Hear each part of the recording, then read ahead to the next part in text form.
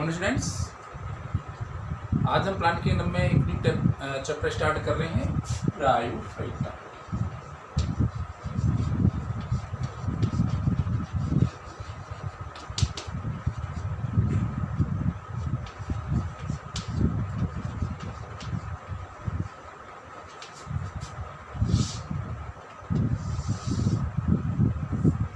पादप जगत में ब्रायोफाइटा का अध्ययन हम यहाँ कर रहे हैं। तो इसके जो सामान्य लक्षण है वो हम जान लें, इसके जो जनरल कैरेक्टरिस्टिक्स हैं वो क्या हैं।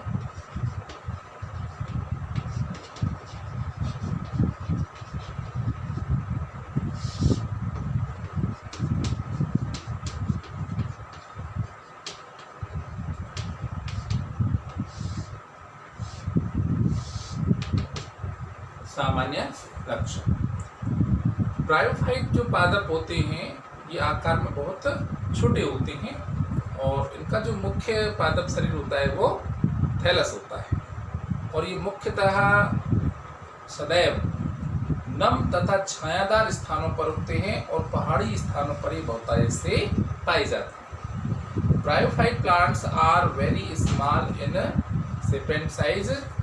दे mostly grow in moist and sandy places in hilly areas, उन स्थानों पर ज़्यादा पाए जाते हैं। नंबर 2, ये भूमि पर भी जीवित रह सकते हैं, लेकिन लैंगिक जनन के लिए अर्थात निषेचन के लिए जल आवश्यक होता है।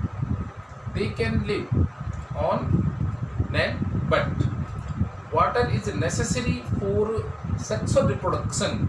It means fertilization. कोई भी जीव है उसमें फर्टिलाइजेशन के लिए एक लिक्विड मीडियम की आवश्यकता होती है और वो वाटर या एनी अदर फ्लूइड हो सकता है। थर्ड, इसमें अपन इसकी बात करें तो इनका जो मेन पादप प्लांट बॉडी है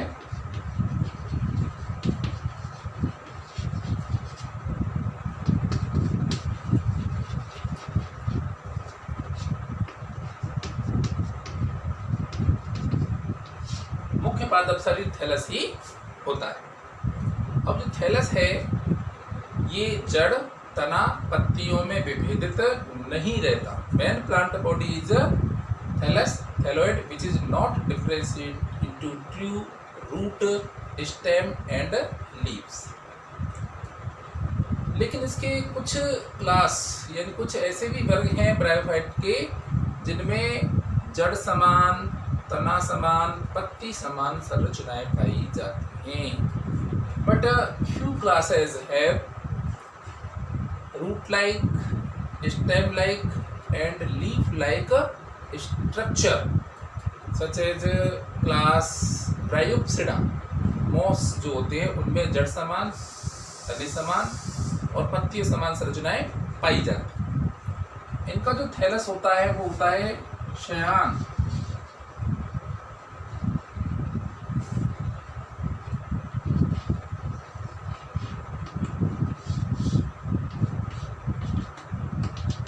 ये क्या है, मेन प्लांट बॉडी स्ट्रक्चर है थैलस। तो ये शयान यानी कि जमीन पर अधस्तर से चिपका हुआ यानी कि लेटी हुई अवस्था में या इरेक्ट ऊर्ध्व अवस्था में पाए जाते हैं। इनका जो निचला स्तर है ये दो सरफेसों में विभाजित रहते हैं, upper surface and lower surface, अपाक्ष सतह और अभ्यक्ष सतह।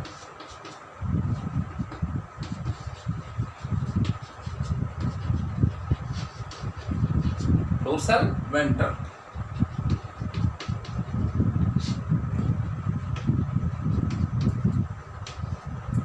अपाक्ष, अभ्यक्ष। ऊपरी स्तर अपाक्ष है डोर्सल सरफेस और निचला जो स्तर होता है वो वेंट्रल यानी कि अभ्यक्ष सतह होती है। अब इस पर नीचे जो क्या होती है यहाँ पर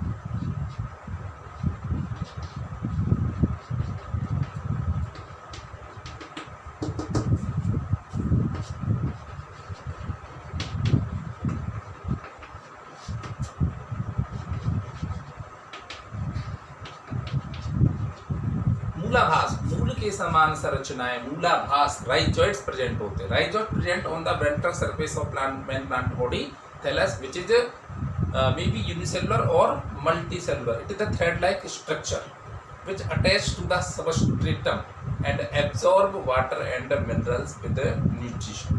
तो थैलस की निचली सतह पर क्या होती है, धागे के समान एक कोशिकीय या बहुकोशिकीय मूलाभास होते हैं जो अधिस्तर यानी जो भूमि है उसको अच्छी तरीके से जकड़े रहते हैं, और कार्य तो वही होगा थैलस को अच्छी तरह से चिपकाए रखना और जल तथा खनिज लवणों को अवशोषण करके थैलस को प्रदान करना। तो इसकी मेन प्लांट बॉडी हो गई।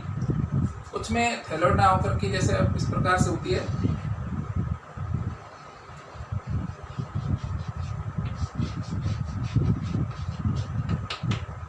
तो ये leaf like, stem like and root like जो स्ट्रक्चर इसमें पाई जाती है। मसाई जो इसका ब्रायोफिटा क्लास है उसमें इस प्रकार का थैलस भी होता है। अब इसी में आपको समझा दूं, जो अपने ब्रायोफाइट प्लांट्स होते हैं इनकी जो मेन प्लांट बॉडी है, जैसा कि सेवानम था, वो होती है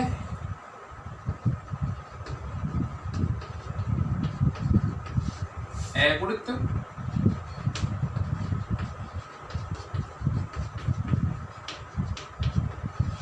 युग्मकोद्भिद,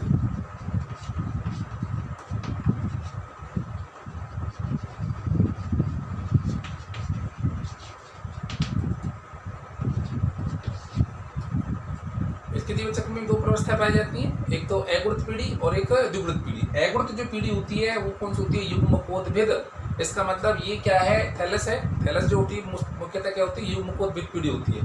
thalloid structure is mainly gametophyte, it is haploid and it produce both male and female sex organ and these organs produce male and female gamete.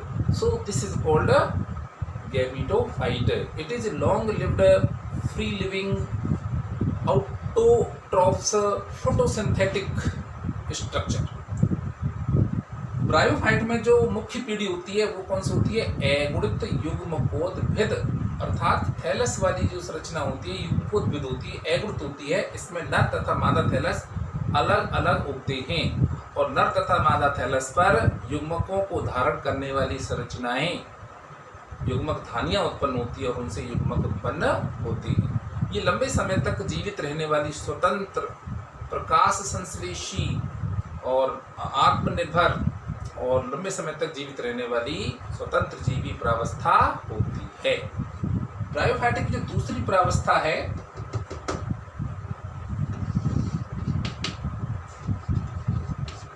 Diploid,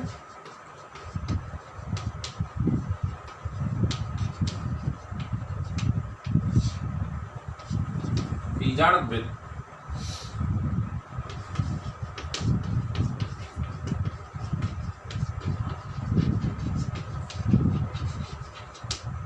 Diploid sporophyte is the second stage of bryophyte, which is independent, मतलब which is क्या है, depend on gametophyte. Sporophyte diploid phase dependent on gametophyte for their nutrition. अपने पोषण के लिए जो द्विगुणित जो पीढ़ी होती है बीजाणुद्भिद, वो अपने पोषण के लिए युग्मकोद्भिद पीढ़ी से जुड़ी रहती है, यानी कि थैलस स्ट्रक्चर से जुड़ी होती है। ये कैसी है, डिप्लॉयड द्विगुणित है। इसमें समसूत्री विभाजन होता है और समसूत्री विभाजन के द्वारा इसमें बीजाणु उत्पन्न होते हैं, और जो बीजाणु उत्पन्न होते हैं तो बीजाणु में उनमें क्या होता है, क्या बनती है, बीजाणु धानियां बनती हैं, और उन बीजाणु धानियों में फिर होगा meiosis.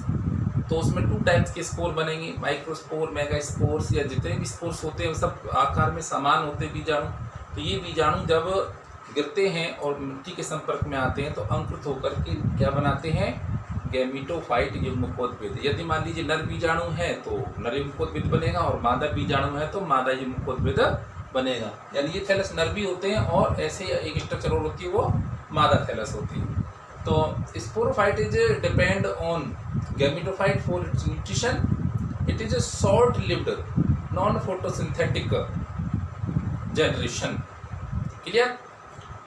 They produce sporangium, sporangium produce करती है और इन विच माइटोटिक डिवीजन होता है फर्स्ट ऑफ ऑल, और उसके बाद स्पोरेंजियम डेवलप हो जाते हैं तो उसके अंदर large number of spores are produce after meiosis. Meiosis के बाद उसमें स्पोर बनते हैं। स्पोर्स में भी 2 टाइप, और सिमिलर शेप इन साइज। तो उनका 2 टाइप हैं। तो when they rupture and come in contact with the substratum and soil, they can grow या germinate into gametophyte. Male spore produce male gametophyte and female spores produce female gametophyte, यानी male and female thallus अलग अलग grow होती हैं। ठीक है ना। तो ये तो इनकी जनरल स्ट्रक्चर हो गई। हाँ, इसमें समझा दो। अब जैसे ये मान लीजिए डिपेंडेंट कैसे, देखो ये जो स्ट्रक्चर है यहाँ से यहाँ तक, ये तो कौन सी तुम्हारी गैमेटोफाइट।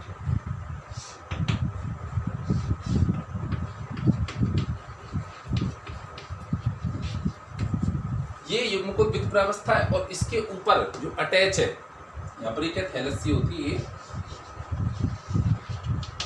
इस पर स्पोरोफाइट अटैच होता है केवल मसाई में, ब्रायोफिडा में। तो यहाँ पर लीफ लाइक स्ट्रक्चर है, ये स्टेम लाइक स्ट्रक्चर हो गई, और यहाँ पर ये रूट लाइक स्ट्रक्चर हो गई। तो यहाँ क्या होता है, ये होता है इसका फुट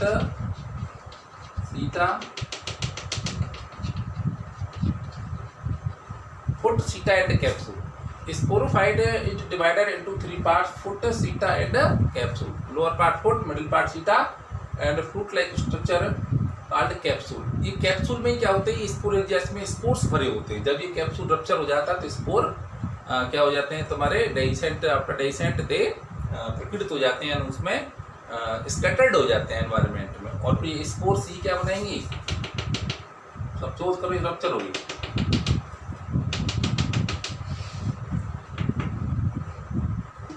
तो ये स्पोर क्या बनाएंगे, गैमेटोफाइट। तो इसमें जो अल्टरनेशन ऑफ जनरेशन है वो कंटिन्यूअस है। Dominant phase gametophyte, dependent phase sporophyte, come after 1 by 1। This is called alternation of generation. पीढ़ीकांतरण क्या होता है, पीढ़ीकांतरण में कोई भी दो अवस्थाएं जो एक के बाद एक आती रहती है। जैसे कि ब्रायोफाइटा में क्या होता है, युग्मकोद्भिदी अवस्था एगुणित और प्रधान अवस्था होती है। इसके बाद कौन सी अवस्था आती है, आश्रित द्विगुणित अवस्था बीजाणुविद आती है, और फिर यही क्रम निरंतर चलता रहता है। इसी को पीढ़ीकांतरण कहा जाता है।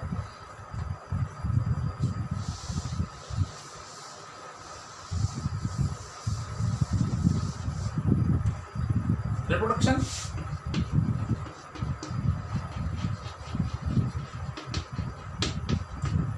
सवालों की तरह होता है।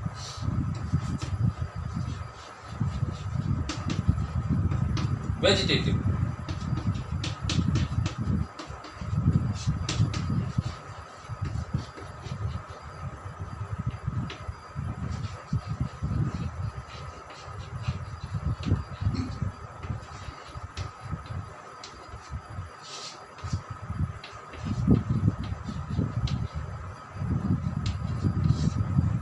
खंडन या विखंडन, फ्रेगमेंटेशन और फिशन।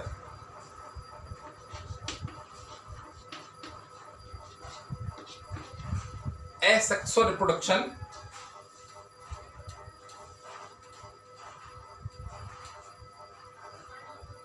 एसेक्सुअल रिप्रोडक्शन में वेजिटेटिव रिप्रोडक्शन का इसमें टाइप्स है। इसमें मतलब इसी प्रकार से होता है, बाई फ्रेगमेंटेशन के थ्रू हो जाता है।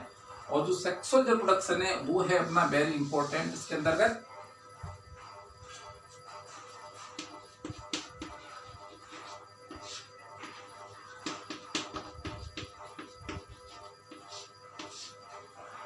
ब्रायोफाइटा में जो लैंगिक जनन है, इसमें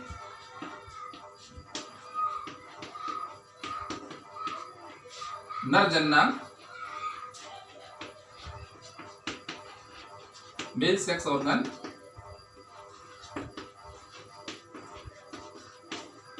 पुंधानी,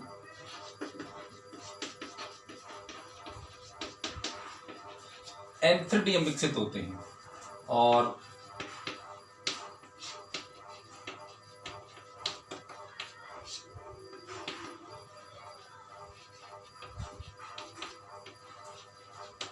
फीमेल सेक्स ऑर्गन में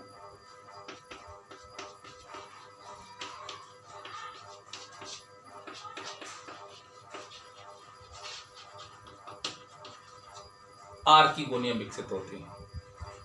Male sex organ Antheridium and female sex organ Archegonium is developed on notches on thallus, so they are called gametophyte. Both are covered by sterile jacket. इसके तो दोनों जननांग हैं, पुंधानी तथा स्त्रीधानी, एक बंध आवरण से ढके होती है। पुंधानी की जो स्ट्रक्चर होती है वो क्लब शेप होती है और स्त्रीधानी की जो होती है वो फ्लास्क शेप होती है।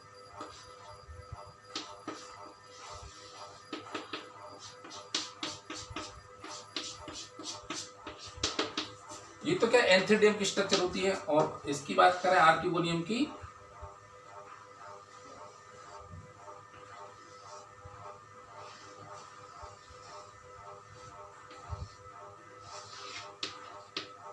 तो ये फ्लास्क शेप्ड होती है। तो इसके वेंट्रल जो अपना लोअर जो पार्ट है उसमें एक वेंटर होता है और वेंटर में क्या होता है, फीमेल एग यानी ओव्यूल सिचुएटेड होता है। और इसमें क्या होता है, क्या बनते हैं, एंथीरोजोइड।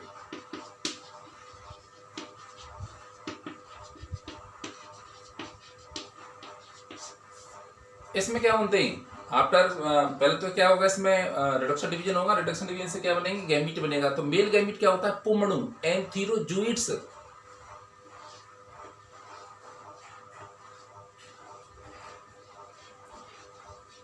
ये एंथीरोजोइड्स है। शुक्राणु पुमणु बोलते हैं। तो ये बाइफ्लेजिलेटेड होते हैं, द्विकशा भी होते हैं और इसमें एक ओनली एग ही होता है। तो फर्टिलाइजेशन कैसे होगा इसमें, जब इसमें से पुमणु रिलीज कर दिए जाएंगे, छोड़ दी जाएंगी, तो ये यहां से तैरते हुए थैलस से यहां पहुंचेंगे। तभी तो water necessary for the fertilization in bryophyte and other living organism. When rhizoids are release from antheridium, it is bifurcated, it moves in the water and reaches on the tip part of archegonium. Archegonium release a mucilaginous substance। तो ये क्या अपनी नेक canal sales होती हैं। तो नेक canal sales कैसे होती है, गैप आ जाता है तो इसमें से पुमणु जो है वो तैरता हुआ कहाँ चला जाता है,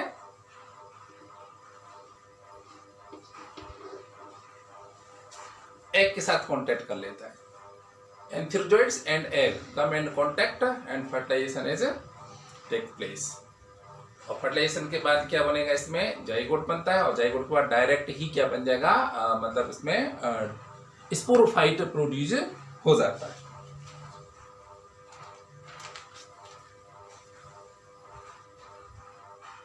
और फिर ये स्पोरोफाइट के बाद जो अगली जो पीढ़ी होती है स्पोरोफाइट बन जाता है।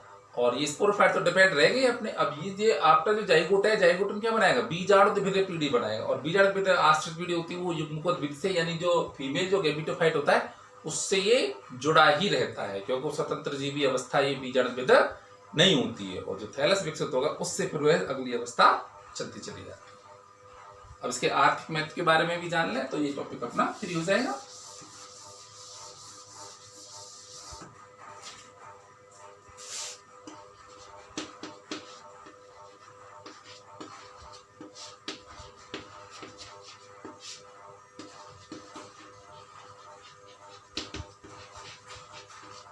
इकोनॉमिक इम्पोर्टेंस, तो बर्ड्स का तो ये है ही है, अपना फूड तो होते ही है, पक्षियों का तो भोजन होता ही होता है। साथ में जो इनकी जो राइजोट्स होती है वो सब अधिस्तर से इस तरीके से चिपके रहते हैं कि बरसात की, इंद्र मौसम चल रहा है, बरसात की बूंदें मिट्टी को उसके स्थान से नहीं हटा पाती, इसलिए ये क्या है, मृदा अपरदन में महत्वपूर्ण भूमिका निभाते हैं। Mainly bryophytes are food for herbaceous birds and animals.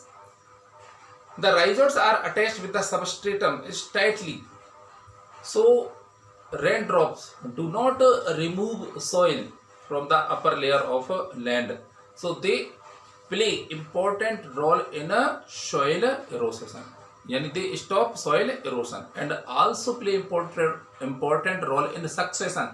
Succession में क्या होता है, जैसे कि मान लीजिए कोई वेजिटेशन है किसी एरिया में, वो डेस्ट्रॉय हो जाती है, तो उसके बाद जब कोई न्यू वेजिटेशन वहां पर ग्रो होती है तो वहां पर first of all bryophyte develop होती है। जैसे लाइकेन तो किसी भी चट्टानों वगैरह पर आसानी से उग जाते हैं, तो लाइकेन को खत्म करते ही उसके साथ ही ब्रायोफाइट वहां पर उगने लग जाती है।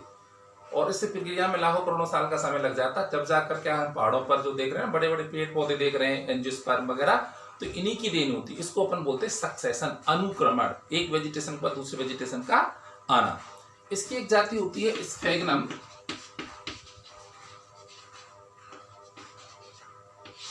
स्फेग्नम।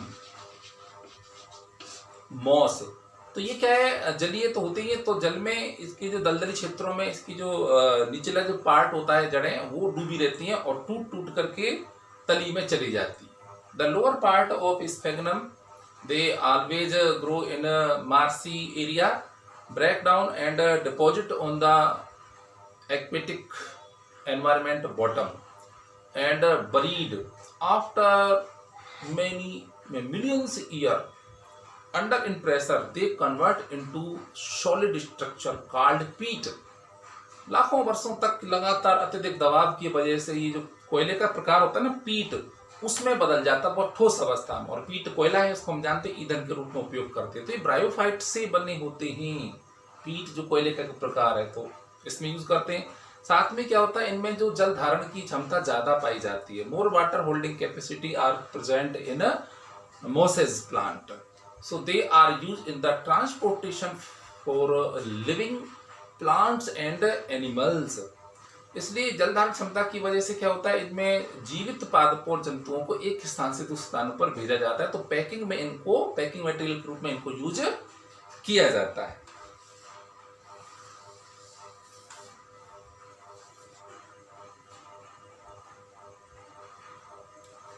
स्फेग्नम में क्या होता है, जैसे हमको कोई घाव या चोट लग जाती है तो जल धारण की क्षमता पाई जाती है, तो पूतिरोधी ग्रैनी एंटीसेप्टिक के रूप में भी काम करते हैं। तो घावों पर पट्टी जो बांधी जाती है उसके रूप में भी स्फेग्नम के थैलस का उपयोग किया जाता है। तो they are also used in medicine field, it means they are use dressing on wounds, healing of wounds, they are antiseptic property.